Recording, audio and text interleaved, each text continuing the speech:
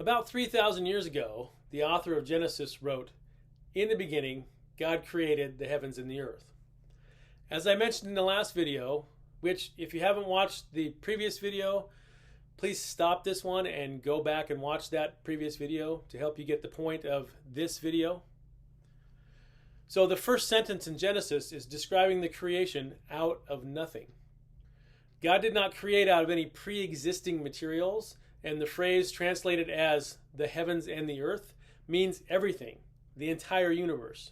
So in one sentence, Genesis 1:1 separates Judaism and Christianity from the creation accounts of almost every other religion throughout history. With majestic simplicity, the author of the opening chapter of Genesis thus differentiated his viewpoint not only from that of the ancient creation myths of Israel's neighbors, but also effectively from pantheism, such as found in Eastern religions like Hinduism and Taoism, from panentheism, whether of classical Neoplatonist vintage or 20th century process theology, and from polytheism, ranging from ancient paganism to contemporary Mormonism. This simple statement also agrees with what current science has discovered about the universe. The Bible teaches that there was a beginning to all matter, space, energy, and time. This is not a case of taking our present knowledge of science and reading it back into the biblical text. The New Testament writers and the early Christian church fathers ascribed the existence of the universe to God alone. God is described as the ultimate source of all existing things. The Gospel of John begins with a statement about who created and the fact that he created all things. In the beginning was the Word, and the Word was with God, and the Word was God. He was in the beginning with God. All things were made through him, and without him was not anything made that was made. Irenaeus, in his book Against Heresies, defended creation out of nothing in the 2nd century.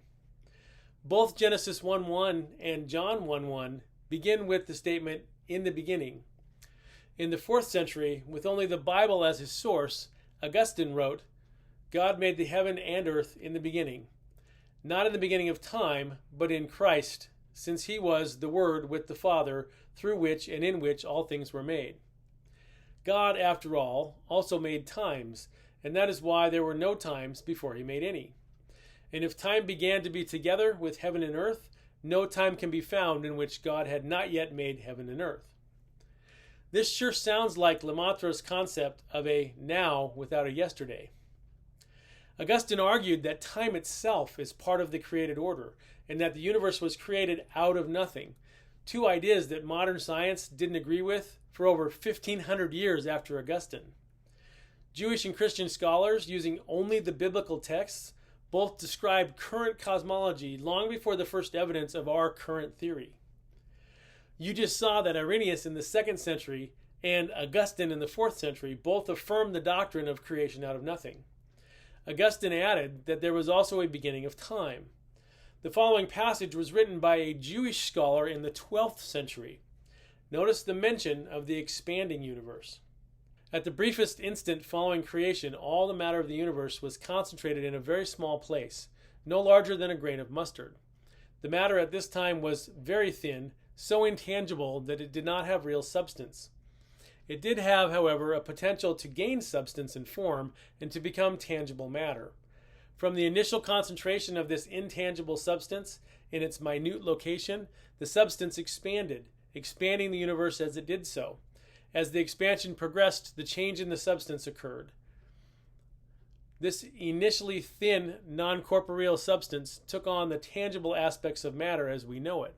From this initial act of creation, from this ethereal, thin pseudo-substance, everything that existed or will ever exist was, is, and will be formed. The parallel between Big Bang cosmology and what the Bible teaches is astounding.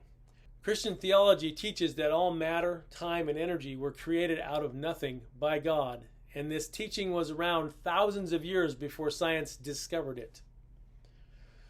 The scientist who discovered the cosmic microwave background radiation, Arno Penzias, is quoted as saying, "The best data we have are exactly what I would have predicted had I nothing to go on but the 5 books of Moses, the Psalms, and the Bible as a whole."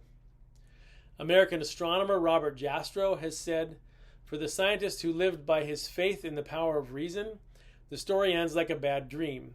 He has scaled the mountains of ignorance. He is about to conquer the highest peak. As he pulls himself over the final rock, he is greeted by a band of theologians who have been sitting there for centuries. Our current model for the universe includes the fact that space is, and has been since the beginning, expanding.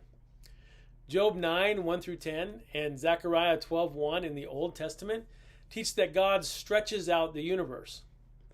Now, there is some controversy if this stretching out is the same kind of expansion that current science is referring to, but it does make you think, especially since Jewish theologians prior to the 20th century wrote about an expanding universe.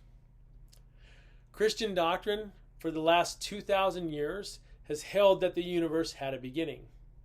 For the vast majority of this time, the prevailing scientific view was that the universe was past and future eternal. Today, the scientific evidence for an absolute beginning to time, space, and matter continues to mount. Since God created the universe and also inspired the biblical writings, we should not be surprised with this astounding agreement between the Christian scriptures and nature. Genesis 1:1 should be a reason to embrace the Christian faith.